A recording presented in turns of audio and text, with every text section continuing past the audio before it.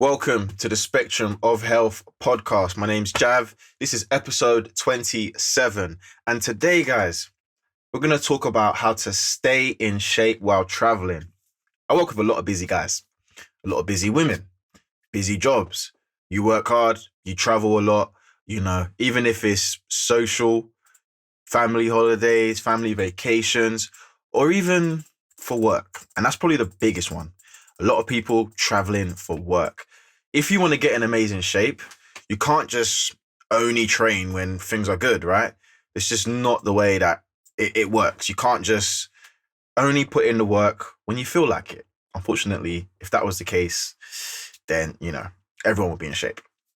But before I get into this, I really would like you to like, share, subscribe, do all those good things because you want to get a notification when the latest episode is up so you can stay on top of your health and your fitness. But on top of that, you also want to be able to spread the word because the more people that listen to this, the more people that will get in better shape, the more lives get changed. So, working and traveling, this is something I have to deal with a lot when it comes to my personal one-to-one coaching team members. I have to literally plan things around, moving away, work meetings, work life, so on and so forth. And it can happen. So this is exactly what I would do if I was traveling and I needed to make sure I was staying on point with nutrition and training. And I'm going to cover quite a few topics here.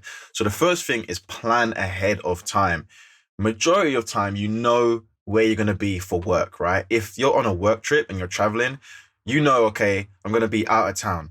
I'm just going to use America as an example because I lived in America for a long time. But, if I'm in Atlanta, Georgia, and I have a work trip in Nashville, then I'm going to scout out the area before I go. But I'm also probably going to be told by my workplace at least a week or two before, like, this is your diary for that week. You're going to be in Nashville for 5 days. Okay, cool.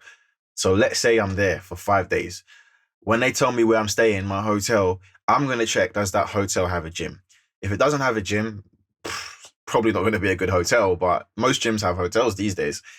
So that's the first thing I'm checking. Do they have a hotel gym? Now, if you are an advanced lifter, yes, the hotel gym probably is not going to have squat racks or big barbells, a bench press and all that kind of stuff, but it will have dumbbells, it will have kettlebells, it will probably have a cable machine, it will have a treadmill, it will have maybe a bike. I haven't seen any hotel gym that doesn't have those basics. The next thing you may want to do is if you are a part of a chain gym, sort of like a Planet Fitness or a LA Fitness, or if you're in the UK, like the Gym Group or Pure Gym, then you may want to upgrade your membership so that you have one of those memberships where you can go to multiple gyms. That would put you in a pretty healthy spot because then all you have to do is go to that gym. And that way your routine doesn't get disrupted. You'll be in a kitted out gym with all the equipment that you're used to, and you can continue to get amazing results. So that is how I would handle the training side, okay? On top of that, let's just say theoretically there is no gym whatsoever. Well, that's not the end of the world. We can still work with that. So this is what I would do.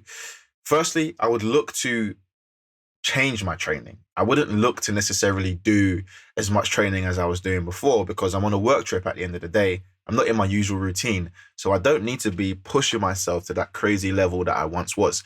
I would just be thinking about maintaining what I've achieved so far. So that might mean body weight training. That might mean a 5K run.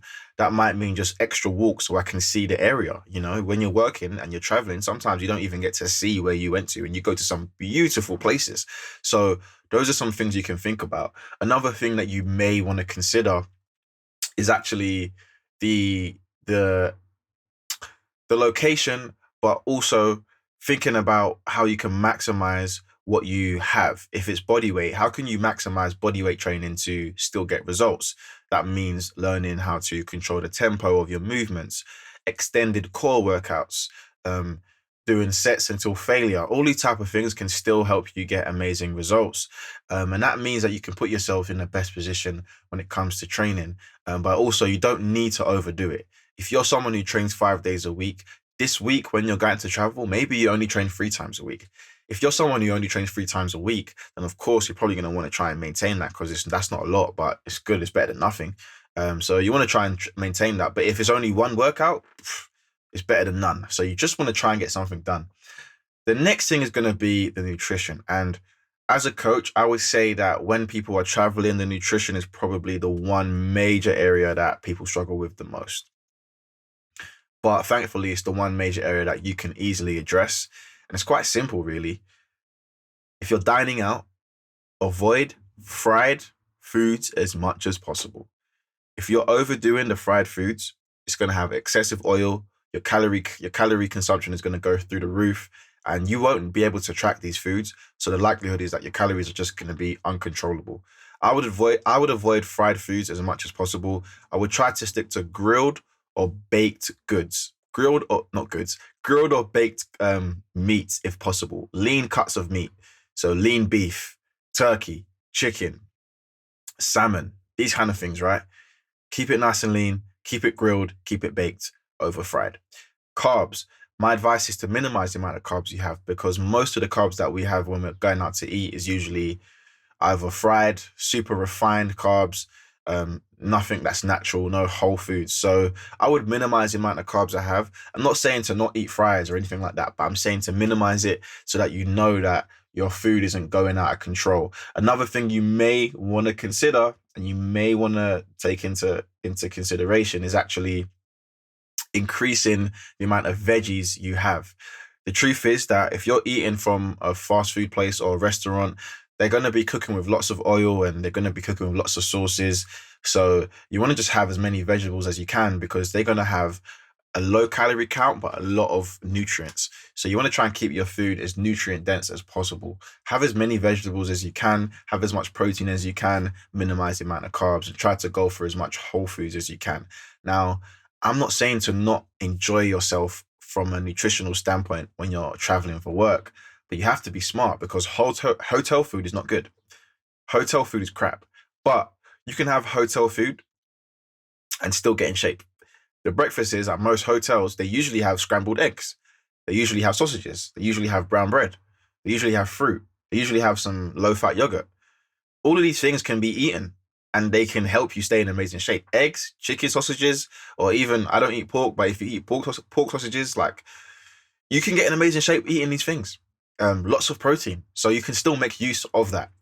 The next thing you want to consider is the alcohol side. You're probably going to be in business meetings, work meetings, social occasions. The alcohol when traveling is going to be one of the major things. And I'm talking about travel for work rather than vacations, because if you're on a vacation, then of course, alcohol is going to be a part of the vacation. You kind of have to let the reins go a little bit. But if you're traveling for work and you're trying to lose weight, yes, you want to minimize the amount of alcohol you have. But let's say you're going to have alcohol. First thing I would do is, I'm not a beer drinker, but if you do drink beer, go for the lighter versions. Now, I don't like beer, but it's not about me. So if you are in the unfortunate position of drinking beer, then go for the lighter versions. And I probably promise you that will just do a little less damage when it comes to calories. Give yourself a limit. So just say to yourself, okay, this weekend I'm doing 3 drinks. That's my max on Saturday night. When you give yourself a limit, you're more likely to stay successful along that journey. Then the next thing is, maybe go for hard liquor, go for spirits, go for vodkas, whiskeys, and keep it to single shots and don't use a mixer. And if you do use a mixer, or if you like to have it with some soda, go for a 0-calorie soda. Easy. These are easy things that anybody can do, but these are the little tricks that are going to get you to actually achieve amazing results. And if you want to get in shape and still have a drink, that's one thing to do. Stick to single shots, know your limit. Don't use 0-calorie sodas to mix it. Done. So simple. The next thing is, you want to stay hydrated. You need to have a water bottle when you're traveling 24/7. I keep something with me. This is with me right now, but I keep something with me at all times. And if you can just think about those few things, you're going to get in amazing shape and you'll be able to maintain your training and your fitness while traveling for work. Okay. Business journeys, business trips can sometimes throw you off track and absolutely derail you. But if you make the right decisions and the smart decisions, you can still get in amazing shape. All right. So if you found this useful, don't forget to like, share, subscribe, put some of these things into action, man, because that's the only way that you're actually going to get in shape. You know, you can listen to this all day, you can listen to the theory of it, but if you don't put it into play, you're not going to see any results.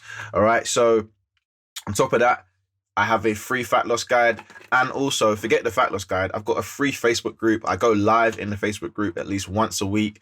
Daily motivational posts, daily training tips, Q&As, everything you need. And I directly coach you for free. It's absolutely free. I don't charge for this. Because in my opinion, you know, everybody deserves the opportunity to get in the best shape possible. So jump in the group, you know, jump on the Facebook lives. I'm always in there going live and talking to people and helping them get in shape. I don't charge anything for it. And there's a bunch of guys in there. There's a recipe booklet. There's a training booklet. There's a fat loss booklet. I don't know. I've got like a million booklets, man, and I just give them away because as far as I'm concerned, the more value I give to you, the more value you give to me. So guys, if you are listening to this, drop me a DM if there's anything you want me to talk about. Obviously, I've got a million topics to discuss. I'm only in episode 25. I've got another 150 million episodes to go because, you know, I want to get to 50. So, all right, now I'm driving to 50 episodes. Anyway, if you've enjoyed this podcast, drop me a like, drop me a DM if you want me to talk about anything specific. I'll be more than happy to talk to you about how I can help you get in amazing shape. Apart from that, it's me, Jav, Spectrum Fit, the Optimized Athlete Coaching Program, over and out. The Spectrum of Health podcast, baby. Let's go.